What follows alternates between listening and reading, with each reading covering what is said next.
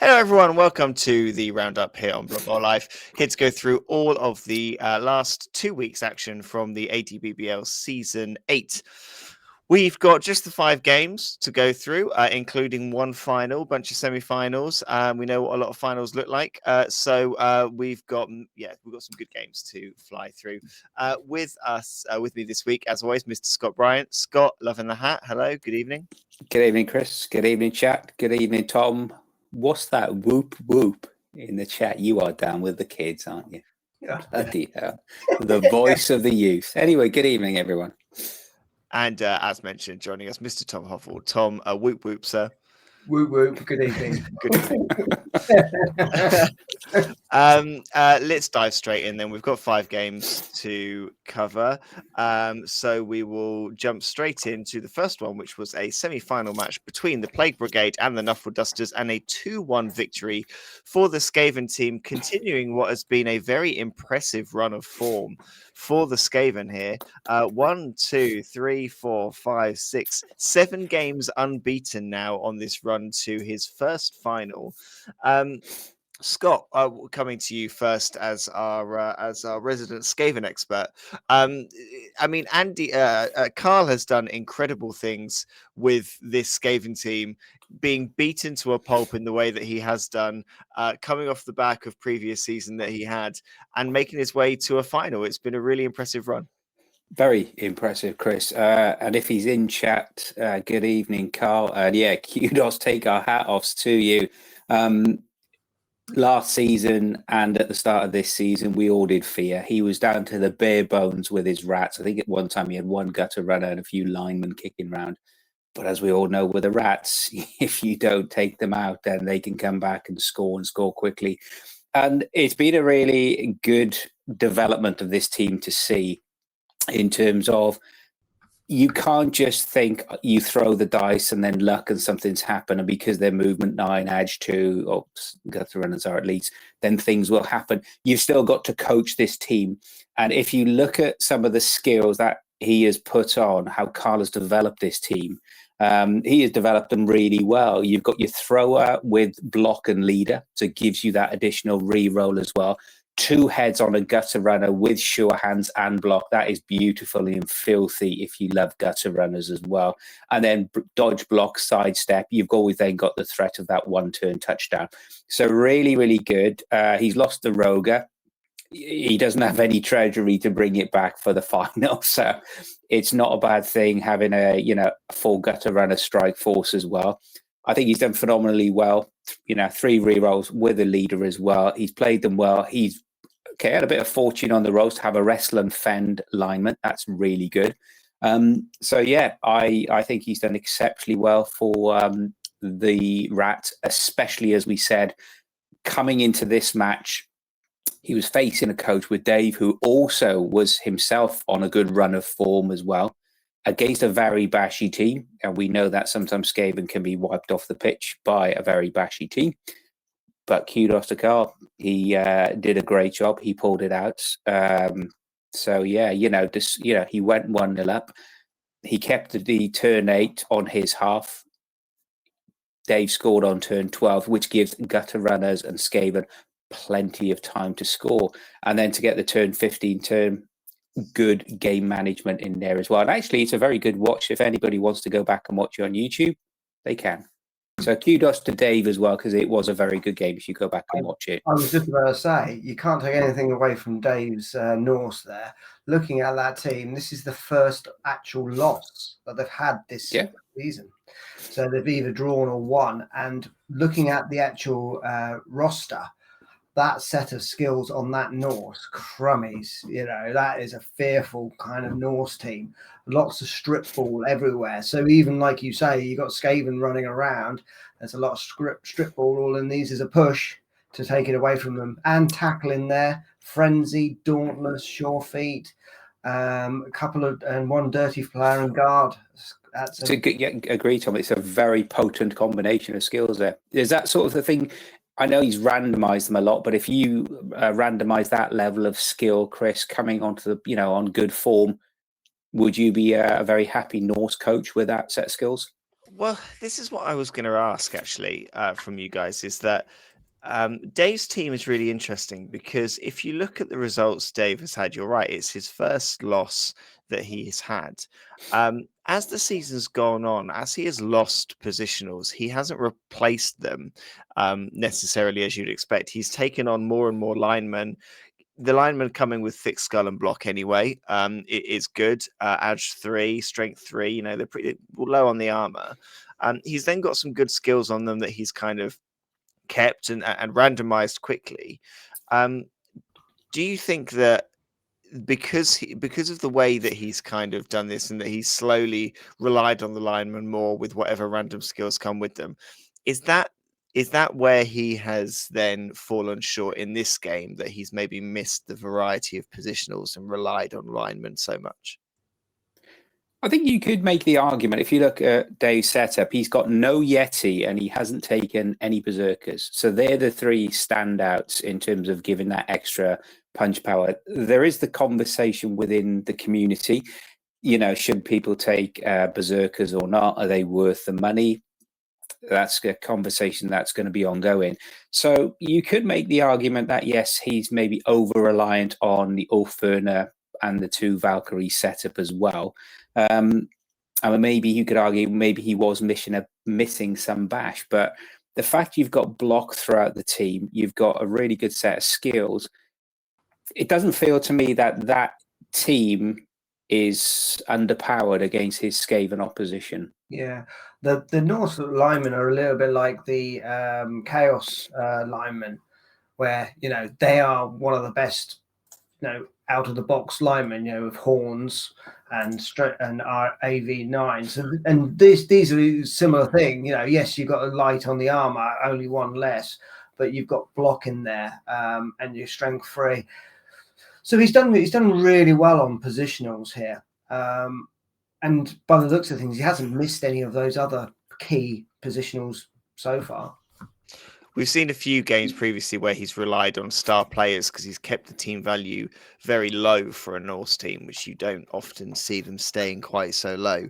And team value wise, it was very even in this game. Not a lot in it at all. Just the one journeyman coming in on one side and then just one keg coming in on the other. So but like you both said, a very good season for Dave. Just the one loss coming in this semi-final. Otherwise, a very good string of results. Unfortunate not to make the top tier of the playoff. And well done to Carl on an incredible run, and all the best luck in the final to him as well. It's going to be a very, very tough game, but he's on one of the best runs of form in the league, so he's going to have a very good shot at it. Moving on to the next game then, and we have got the Hillbilly Howlers versus Boulder's Army. A little bit of an explanation as to what happened in the bottom conference, the very bottom playoff that we had, which we're referring to as the College Cup. The only 4 coaches took part, and one of those we did the draw with the 4 coaches took part, and Owen unfortunately had to step aside. Which meant that Nick got a pass into the final, and Leanne and Simon had to play off to meet them there for a place in that final spot. And that's what happened here. A 2-1 victory for the Chaos Chosen side. Leanne getting her second ever Blood Bowl competitive Blood Bowl touchdown in this game. Bringing some familiar faces that she's come to very much liked, and is very much sort of implying her future position as a goblin coach, bringing along Fungus the Loon and Bomber Dribblesot once again in this game. Touchdowns now. I know that the game was running a bit long, so there was a bit of a rushed end to it. I'm not sure if there's anything missing on here, but an early lead taken for the Chaos Chosen side, an equalizer coming for the Black Orcs, and then the winner coming for the Chaos Chosen. Tom, Simon and his Chaos Chosen, he had some very kind of close results as the season went on. Unfortunately, they were all close results that didn't go his way, but there wasn't any particular kind of walkovers there. It was all kind of unfortunate losses or some really good draws. So possibly unlucky to be in this bottom group. But if you've got an opponent to play, you've got to play them and you've got to win the game, and he's done that. Yep, exactly. Yeah, like you say, it's interesting when you start get down to these different teams who are actually getting all the way through, and then looking at them and seeing what they've picked up. And it's that classic thing you've seen from the previous two, where some of them have won few games straight off the bat, right at the beginning of the season. They've managed to boost up their SPP and start to get a lot of skills. Here is a completely different kind of thing. Rather than randomizing all the skills, that Simon's been like slow and steady on this, and has basically bought the exact skills that he wants. So you've got a lot of beastman runners there with just block, which is nice because they've also, like I mentioned, they've already got horns. You've got a dauntless runner. You've also got a chosen blocker there with block and also guard. So lovely front row positional there. And even the Minotaur's got involved, and it's got claws and guard. So again, that's quite nice. It's just a shame, like you just mentioned there, that even in these close games, the first few games that he played, unfortunately, he came a cropper. A very good result for him to get the win here, because Scott Leanne has been improving game on game. We're now seeing her getting some touchdowns in. She's very much leaning into the kind of the chaos with her star player selection as well. So I think we can, even though this is another winless season for Leanne, I think we can still say there's been some good improvement as the season's gone on, and I think it's only a matter of time before some results come her way. Yes. We've seen that Leanne's moved from that stage of a coach's development, from struggling against everybody and not being able to score, to now being able to score and actually push coaches a lot of the way. She had a really good result earlier in the season against Luke. And in terms of the Orphic Gladiators, she plays very, very well, and including, which seems to be her go-to, and I'm sure this will be a great love for Scott Norman as well, including, the two stars that seem to be her preference in terms of Bomber and in terms of Fungus. She's got a potent side there, so I'm not surprised that it was only a 2-1 there for Simon. But again, as you said, you can only beat what's in front of you. Will Leanne continue with the Orcs? I don't know. If it's given her a bit of direction in terms of the style she wants to play and the enjoyment she wants to get out of Blood Bowl, fantastic. And I think it'll be interesting when we come on to talk about the College Bowl final, and we look at Simon's team and think he's got a very potent set of Chaos Chosen there to build on. Speaking to Simon several occasions over the course of the season, I think there have been times when he felt a bit frustrated with Chaos Chosen. They are one of those teams that take a little while to build up some core skills and a good foundation. And it feels like he's done that. Tom mentioned as well, having guard and claws on a Minotaur is not a bad thing as well. So the question is, has it given him enough of a platform he wants to continue and maybe try one more season with the Chosen? Or has it sort of has he scratched that itch and said, that's it, no more? It'll be an interesting one to see, but a good game. Well done to both coaches on this one. Well, speaking of, you mentioned the final there. Let's jump straight to the final then. Nick getting a pass into the final here.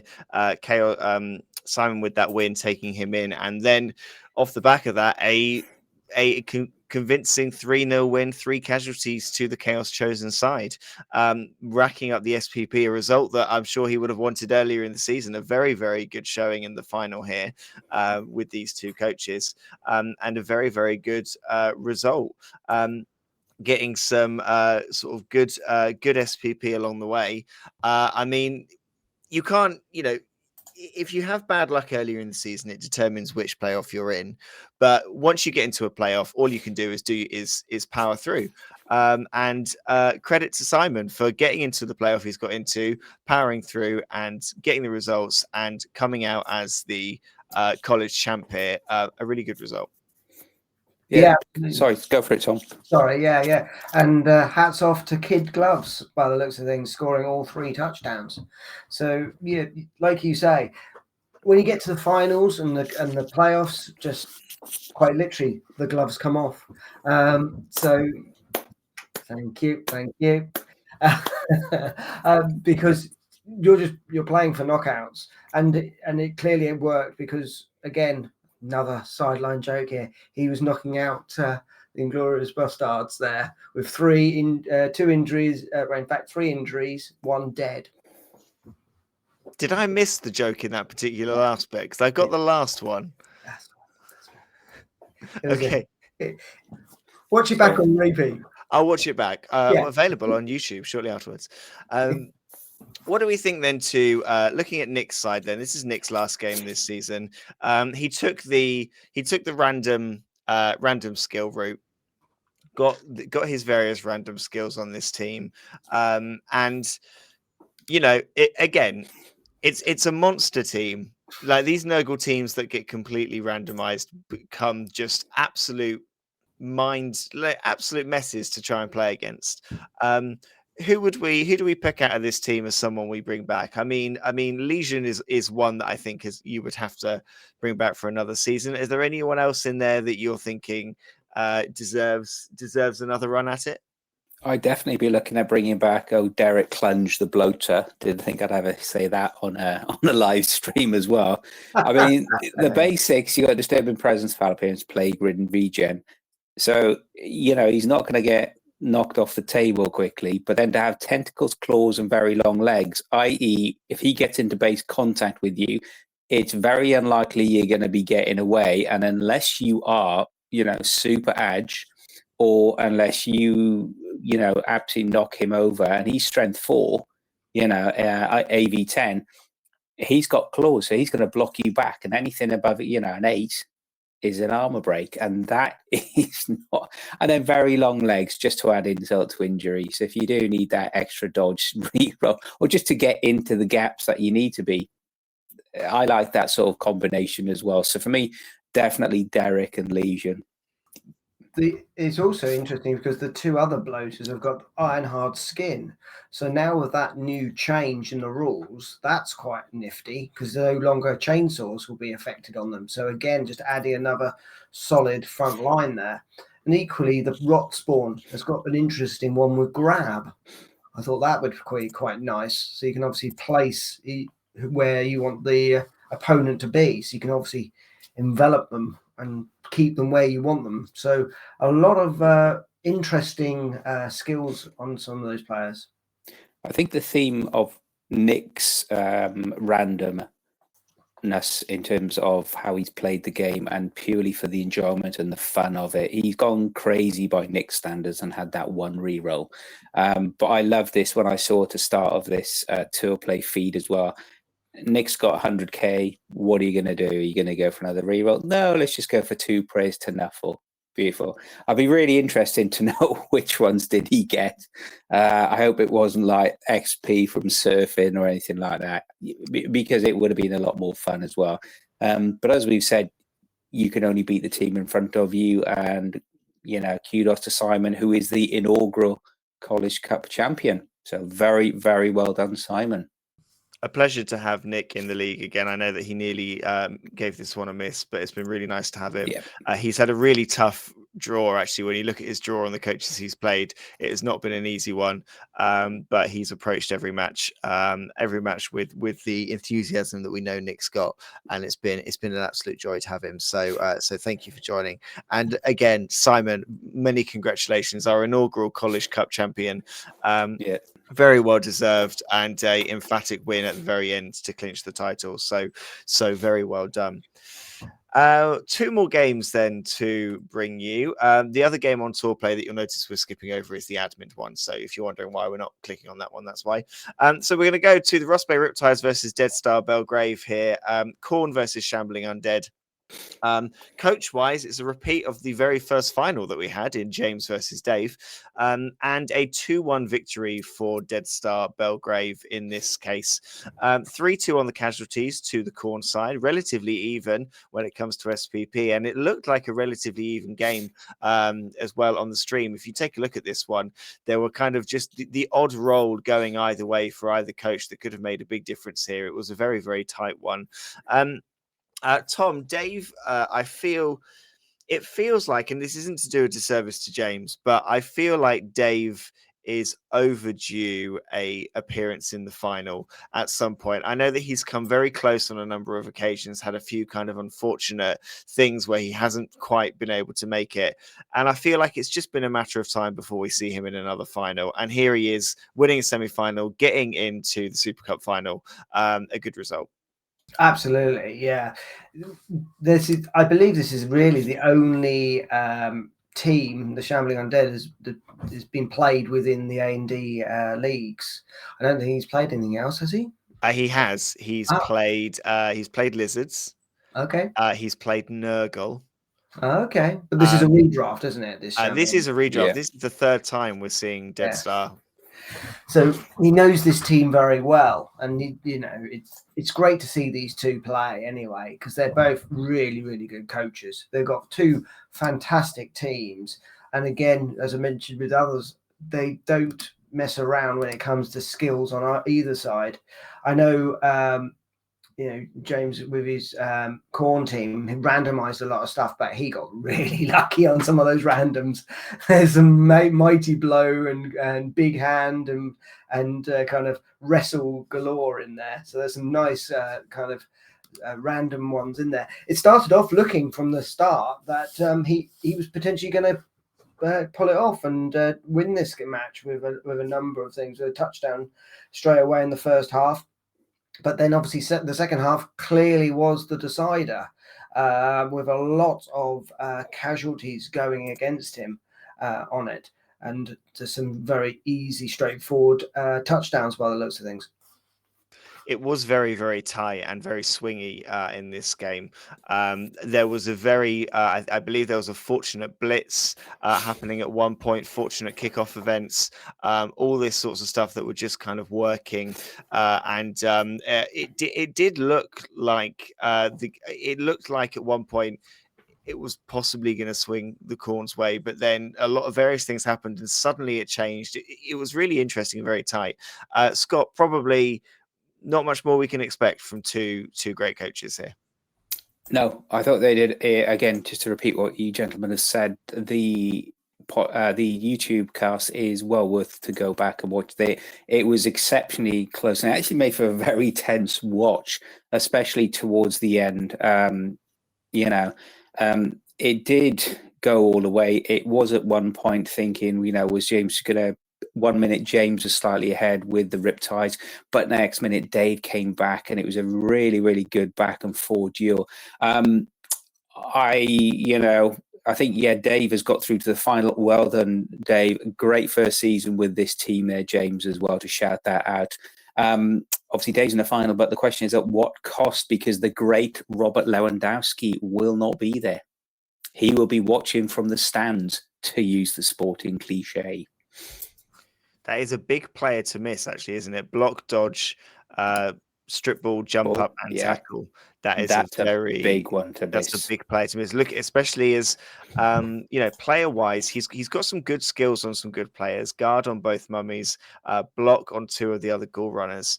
But actually, he's not got. When you look at the whole team, it's not like we see in other ones where almost every player has a skill one way or another. He's limited to which players have skills. So a couple of players going may swing it. Does that make it? Sorry.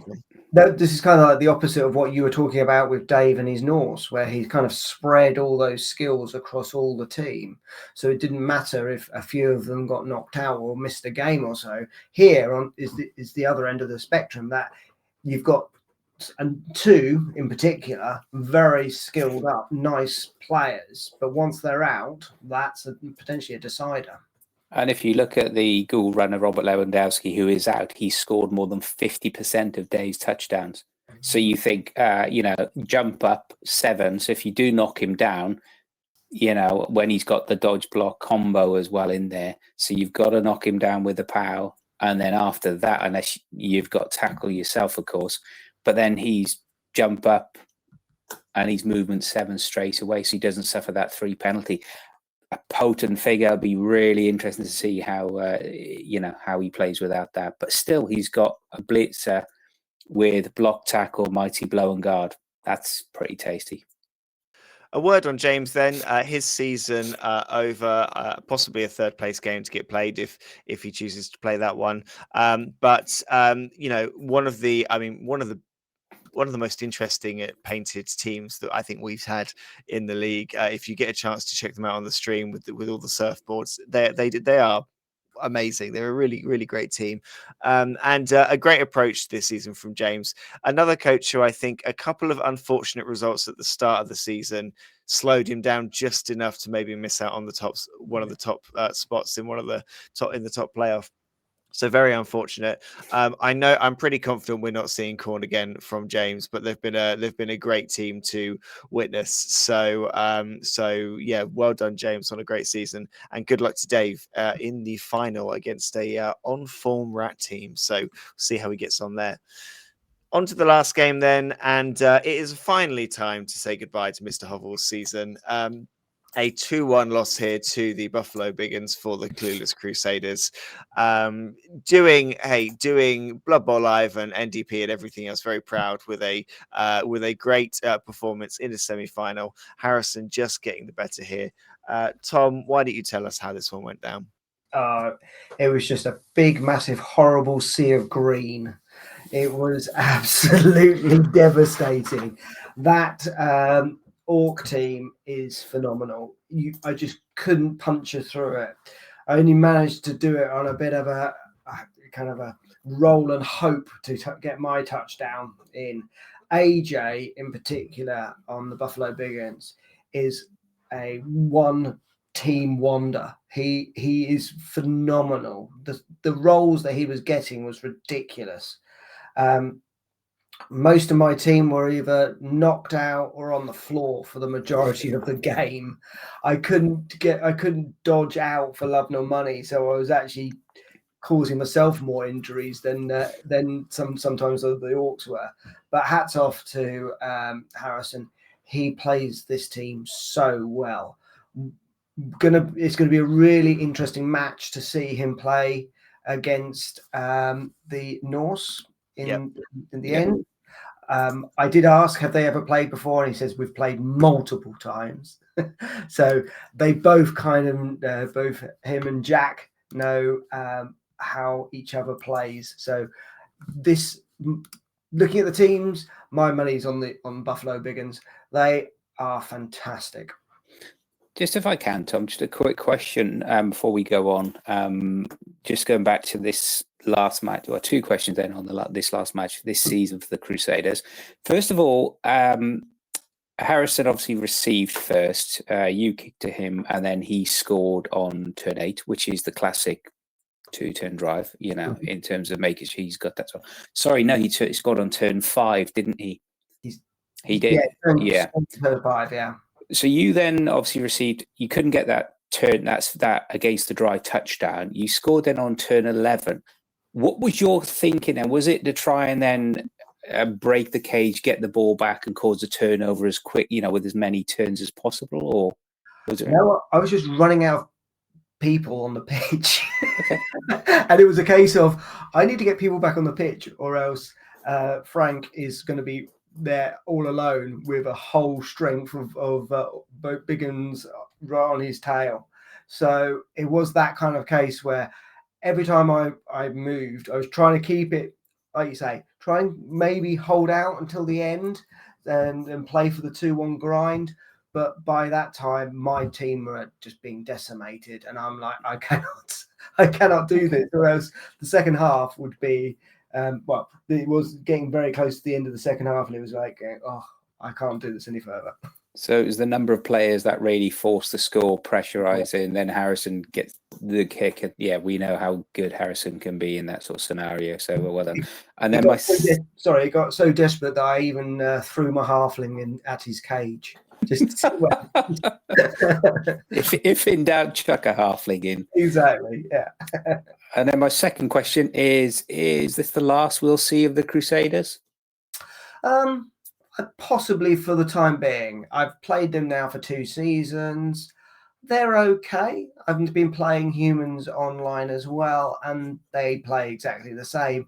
They're nice because you can play You can flip between two different tactics.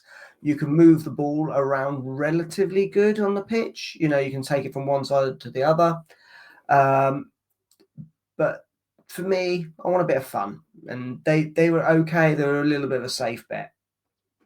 Humans are the typical jack of all trades, but I think you've done well with this team, and like the team you've built is like the catcher is great, the passer has some very fun skills there with Fumble Rooski and running pass, giving you lots of options. It would be an interesting one to see again in a future season. But yeah, humans are that kind of vanilla, can do a bit of everything, but maybe missing the flair of some other teams.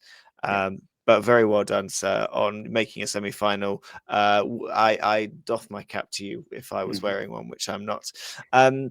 Before we move on, then, Harrison, we've got, like you said, we've got some superstars in this team. Norse are the next matchup for him. Tom, you said you think he's probably got the edge on this one. Scott, do you think Harrison's got the edge over that Norse team? You've got two coaches who have been playing their teams for similar lengths of time. So, experience in the team wise, there's not a lot in it. How do you think that will end up? I think it's very, very evenly matched. What I think will slightly edge it in Harrison's favour is that he's played more matches recently, or at least more matches in the league than perhaps Jack has as well, because Jack did finish his matches relatively early. I think his match against Simon, was his first match since he obviously didn't. He got the bye through the Rams. You can only beat the other team in front of you. So yeah, he went through. So my thing is Jack maybe going to be a bit dice cold on this one? I don't know.